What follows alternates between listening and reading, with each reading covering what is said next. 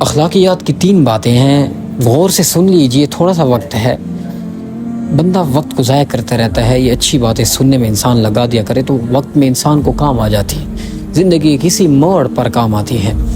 تو حضور اکرم صلی اللہ علیہ وسلم کے حقیقی چچا زاد بھائی حضرت عبداللہ بن عباس رضی اللہ عنہ فرماتے ہیں کہ اخلاقیات میں سے 3 باتیں ایسی ہیں کہ جو زمانہ جاہلیت میں بھی اچھی سمجھی جاتی تھیں، اور مسلمان تو ان باتوں کے اور بھی زیادہ لائق، اگر ان کے ہاں کوئی مہمان آتا تو خوب لگن سے ان کی مہمان نوازی کرتے تھے۔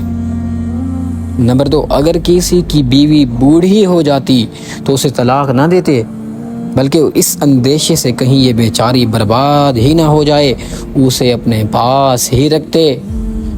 نمبر 3، اگر ان کے ہمسایہ کو قرض یا تنگ دستی یا کوئی آفت پہنچتی تو وہ لوگ اس کے قرض کی ادائیگی اور اسے پریشانی سے نکالنے کے لیے پوری جد و جہد سے کام لیتے۔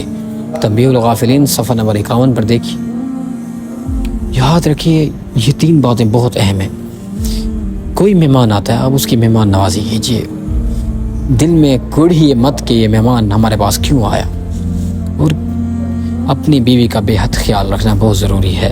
یہ اللہ کی باندیاں ہیں اور ان کے بارے میں پوچھا جائے گا، اور آپ کا جو ہمسایہ ہے، آپ کا پڑوسی، اس کے کام آئیے۔ یاد رکھیے انسان سچا اور بہترین انسان وہی ہے جو کسی کے کام آتا ہے۔ آپ کے وجود سے کسی کو فائدہ ہونا چاہیے، کتنا اچھی بات ہے، نہ یہ کہ کسی کو تکلیف ہو۔